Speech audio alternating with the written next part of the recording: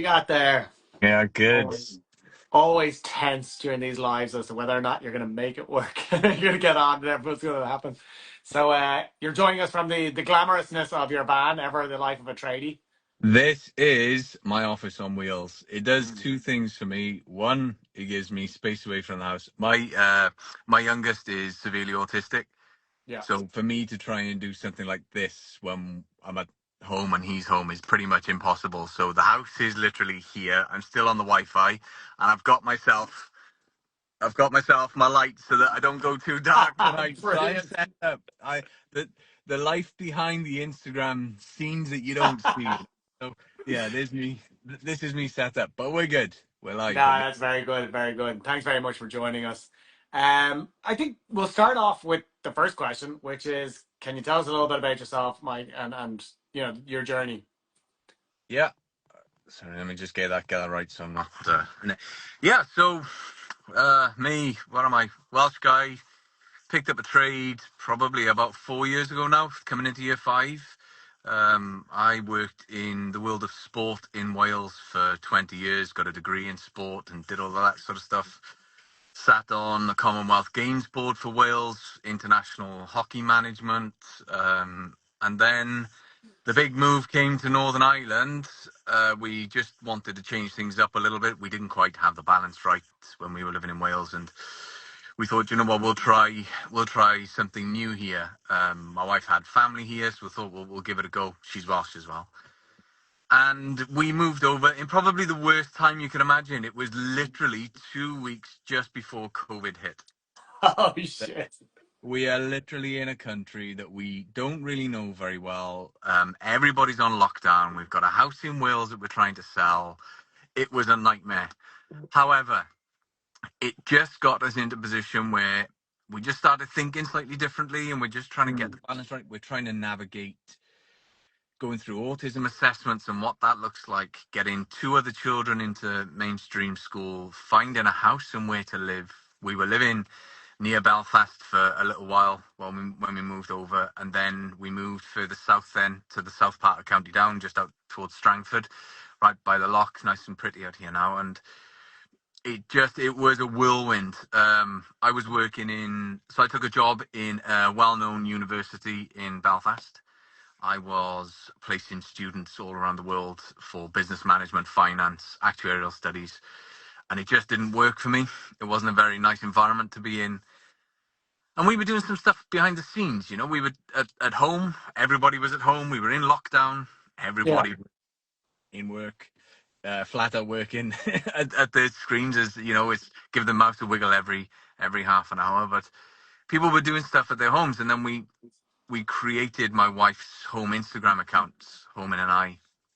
That took off. She quickly got up and over the 100,000 follower mark, and the builder came around, and he's a well-established builder. He would build say construction company. He would build the fancy houses in your top-end postcodes in Belfast, And he came around and he saw some of the work that we did, the paneling that we did in the house, and he was like, "That's pretty good. You should, have a think about doing that." And it just struck a chord in me, and I thought, you know, I'm trying to get the balance right, trying to earn the money, but also trying to enjoy a job.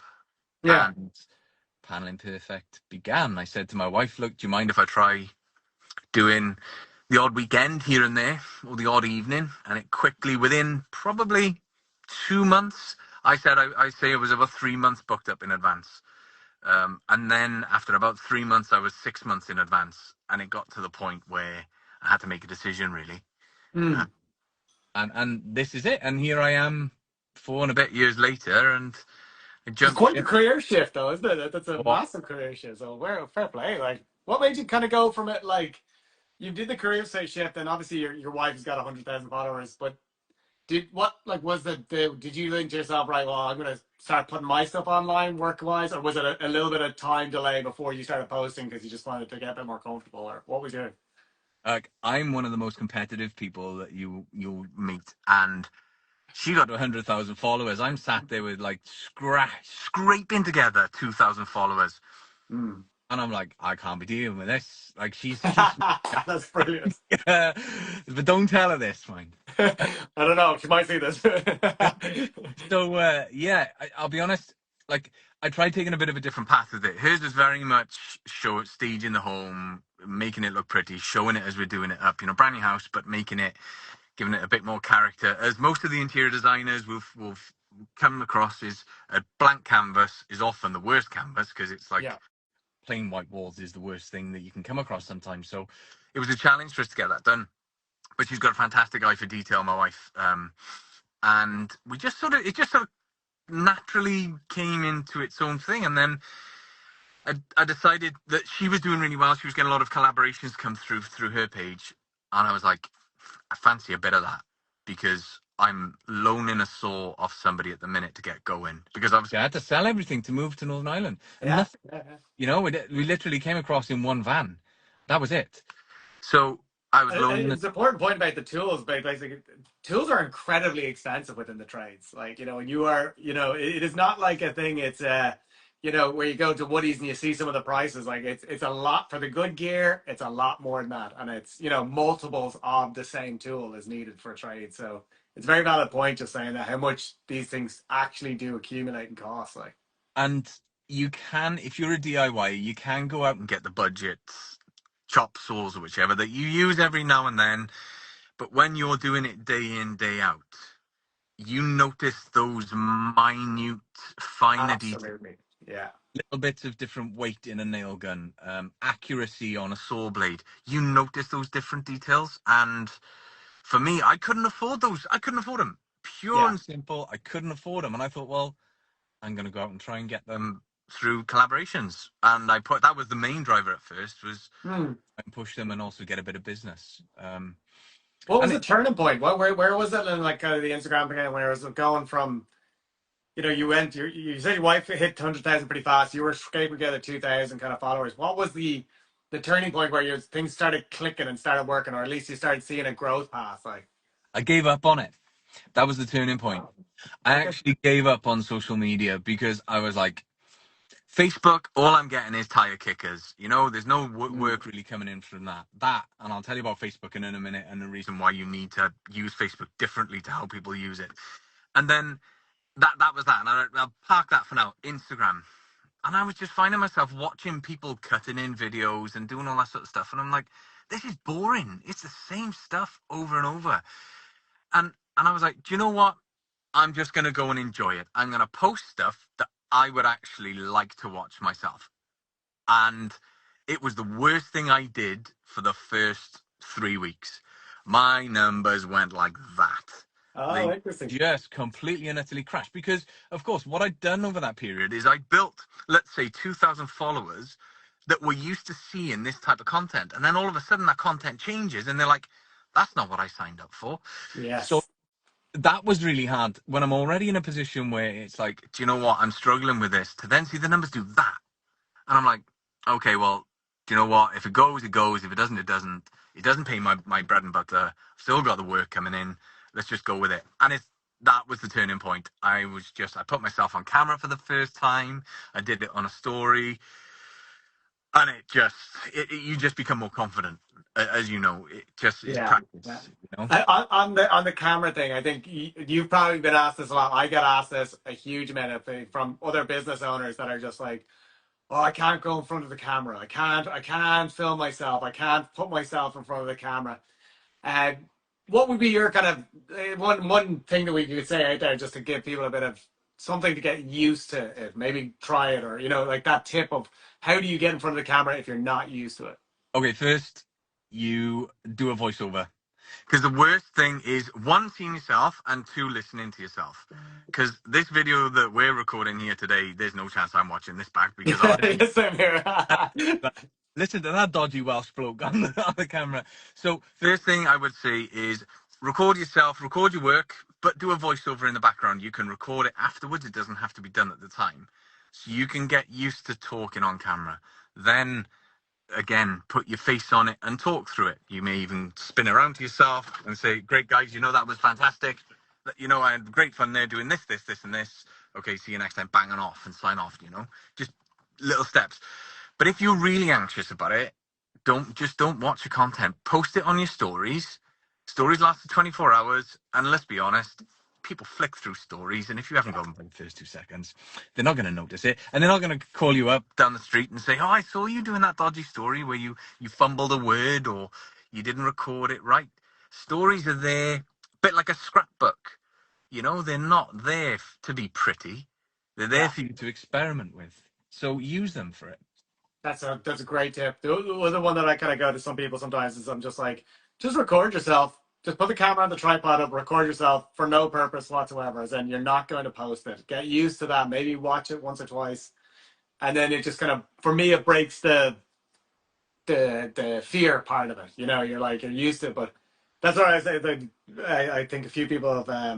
I think it's the biggest concern a lot of people have is putting their face in front of the camera, and I think those are great tips just to kind of ease yourself into it. Um, I suppose the thing about the maybe get into the different. You were saying there you wanted to talk about Facebook as in how to use Facebook or how to use Instagram and kind of thing. Obviously, each social media, whether you go TikTok, Instagram, they all have trends. They all have type of content that kind of drives that platform. What would you give in your what is your kind of like one? What's your kind of the best social you're gonna go with, but also how do you adapt yourself for each social? So the meta platforms are very linked. So you could, let's say, for example, are we good? Can you hear me still? Yeah, sorry. Yeah, Okay. yeah. So the meta platforms are closely linked. So your Facebook and your Instagram, you can pretty much post similar content across both. TikTok's very different. TikTok and YouTube are very different in the way that they operate. YouTube, pretty much people expect like it's a version of TV but online. That would be how I would explain YouTube. They would go there for detailed guides as to how to complete something. TikTok, it's very much more off the cuff. Expect a lot of banter, expect a lot of abuse, expect a lot of negativity, but that's just the way that platform operates. You need to see past that. Facebook and TikTok pay direct, which is great. And you can make a serious income off them. I'm only really dipping into it at the minute, and I know guys that are, well up and above my follower level that are doing serious numbers on it. You know what I mean? So Mm, it's it's worth it from that. But I suppose you got to work out where your clientele's at. yes. Who do you want to target at? I'm very much targeted towards Instagram. Facebook, I also do as an aside, but Instagram would be where most of my clients are based. Similar. Yeah. On that point of the socials and stuff, I'm getting carried away. How would you balance sort of content creation with actually doing the work on the site? And how does that, like, so if you're doing a job or just even general balancing the content creation over your day job, how do you do that? So at first I had a plan. So I would go into a job and know, okay, well, I'm going to do half height paneling in this job. I know I'm going to do it before and after. Okay.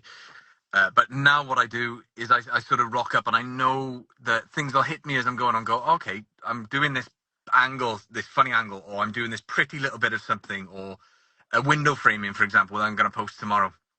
Like I'm doing that sort of stuff, and it just comes naturally. And I just go, okay, well, I'll just record this as I'm going, record a few snaps of it, and then I'll just edit it later because your transitions are so quick when it comes to Yeah. Instagram, Facebook, TikTok that you're only really using 2-3 seconds of every clip that you take. And just leave that. I leave the camera running in the background quite often. And I forget it is running sometimes until I get a ping to say your storage is out and you need to buy more storage. but Yeah, I get the same one. Yeah. but yeah, I just let it run. And then often what you find is that you forget it's there, you're more natural, you're more organic, and people will relate a lot more to that rather than you saying, look at this fancy living room. I just put this new, I just redecorated. Look at it and like it and share it and get a free quote like that. Yeah. I was speaking to a very like an international brand today on a collaboration, and he was saying to me how old marketing techniques are completely dead now. So people who are still using those types of techniques, you're never going to get anywhere. You're not going to break into new markets. You're not using social media properly, which is why I've created the course for people. All right, now we're gonna switch it up now, just in a little bit of thing. Quick fire round. Just gonna do this off the cuff. Favorite tool? Oh, my tripod. It follows me. I know it sounds daft, but I've got this gimbal and it follows me around. It's got face recognition, so it's like Yeah. I always get messages. Who's recording you? And it's not. Obviously, it's the Is that thing the using. the DJI one? Yeah, the Yeah. yeah. Yeah, I got the same one. It's class. I love that one, right? Favorite panel style? Double height molded without a shadow of a doubt. It can transform your two-bed semi, your eight-bed mansion in the same way. Just it's incredible, providing it's done properly. Favorite content format? Oh, uh, before and afters on Instagram Reels, I would say, Yeah, because they do. there's a They do. lot that goes into it. You don't get the recognition sometimes because people are like, well, okay, that's a before and that's an after. But yeah, What's one mistake that you see trades or creators make while they're trying to grow their accounts? trying to grow their accounts. Yeah. Stop trying. That Uh, that's the problem. Like, stop trying. Just be you. And this is what I keep saying to people is you keep forcing it. If you're watching TV, let's say you're watching some sport or you're watching EastEnders or Coronation Street or something like that, and the adverts come on, what do?